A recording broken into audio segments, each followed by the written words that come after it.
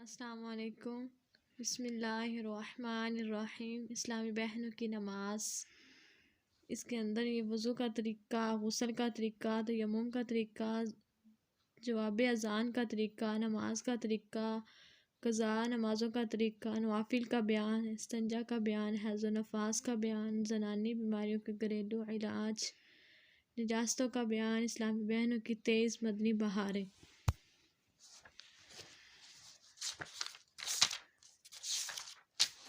الحمد للہ رب العالمین والصلاة والسلام علی سید المرسلین، اما بعد فاعوذ باللہ من الشیطان الرجیم، بسم اللہ الرحمن الرحیم۔ وضو کا طریقہ، درود شریف کی فضیلت۔ اللہ عز و جل کے محبوب دنائے غیوب منزع عن العیوب صلی اللہ تعالی علیہ وآلہ وسلم کا ارشاد ہے، جس نے مجھ پر 100 مرتبہ درود پاک پڑھا، اللہ تعالیٰ اس کی دونوں آنکھوں کے درمیان لکھ دیتا ہے، یہ نفاق اور جہنم کی آگ سے آزاد ہے، اسے بروز قیامت شہداء کے ساتھ رکھے گا۔ صلو علی الحبیب صلی اللہ تعالی علی محمد صلی اللہ۔ اگلے پچھلے گناہ معاف کرنے کا نسخہ۔ حضرت سیدنا حرمان رضی اللہ تعالی عنہ سے روایت ہے کہ حضرت سیدنا عثمان غنی رضی اللہ تعالی عنہ وضو کے لیے پانی منگوایا، جب کہ آپ ایک سرد رات میں نماز کے لیے باہر جانا چاہتے تھے، اس لیے پانی لے کر حاضر ہوا تو آپ رضی اللہ تعالی عنہ نے اپنا چہرہ اور دونوں ہاتھ دھوئے۔ میں نے عرض کی، اللہ عز و جل آپ کو کفایت کرے، رات تو بہت ٹھنڈی ہے۔ تو آپ رضی اللہ تعالی عنہ نے فرمایا، میں نے نبی کریم صلی اللہ علیہ وسلم کو فرماتے ہوئے سنا، جو بندہ کامل وضو کرتا ہے اس کے اگلے پچھلے گناہ معاف کر دیے جائیں گے۔ جڑنے کی حکایت۔ الحمدللہ عز و جل وضو کرنے والے کے گناہ جڑتے ہیں۔ اس ضمن میں ایک ایمان فروز حکایت نقل کرتے ہوئے حضرت علامہ عبدالوہاب شاہری القدس سرہ نورانی فرماتے ہیں کہ ایک مرتبہ سیدنا امام اعظم ابو حنیفہ جامعہ مسجد کوفہ کے وضو خانے میں تشریف لے گئے تو ایک نوجوان کو وضو بناتے ہوئے دیکھا، اس سے وضو کے قطرے ٹپک رہے تھے۔ آپ نے ارشاد فرمایا، اے بیٹے، ماں باپ کی نافرمانی سے توبہ کر لے۔ اس نے فوراً عرض کی، میں نے توبہ کی۔ اور ایک اور شخص کے وضو کے قطرے ٹپکتے دیکھے آپ رحمۃ اللہ علیہ نے اس شخص سے فرمایا، اے میرے بھائی، تو زنا سے توبہ کر لے۔ اس نے عرض کی، میں نے توبہ کی۔ ایک اور شخص کے وضو کے قطرات ٹپکتے دیکھے تو اسے فرمایا، شراب نوشی اور گانے باجے سننے سے توبہ کر لے۔ اس نے عرض کی، میں نے توبہ کی۔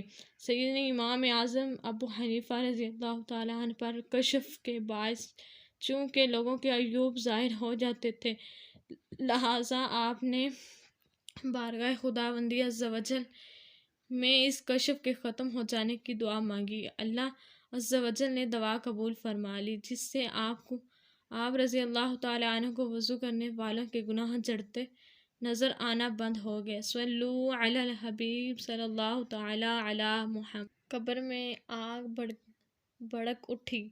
حضرت سیدنا عمر بن شرحبیل رضی اللہ تعالی عنہ سے روایت ہے کہ ایک شخص انتقال کر گیا جس کو لوگ مقتدی اور پرہیزگار سمجھتے تھے۔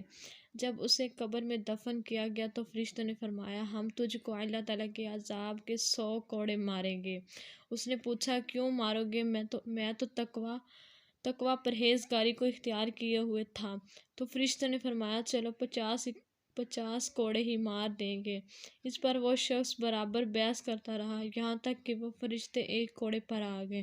انہوں نے اس عذاب الہی کا ایک کوڑا مارا، جس سے تمام قبر میں آگ بھڑک اٹھی۔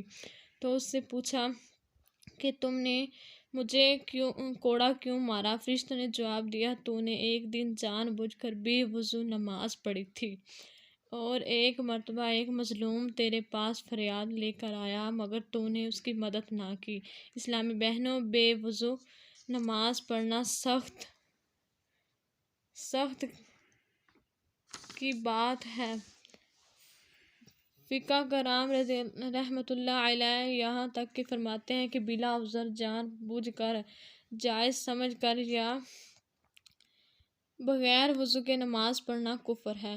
صلو علی الحبیب صلی اللہ تعالی علی محمد۔ باوضو رہنا ثواب ہے کہ 15 حروف کی نسبت سے 15 مدنی پھول۔ نماز نمبر 1 نماز سجدہ، نمبر 2 سجدہ تلاوت، اور نمبر 3 قرآن عظیم چھونے کے لیے وضو کرنا فرض ہے۔ نمبر 4 طواف بیت اللہ شریف کے لیے وضو کرنا واجب ہے، غسل جنابت سے پہلے۔ اور نمبر 6 جنابت سے ناپاک ہونے والی کھانے پینے اور سونے کے لیے۔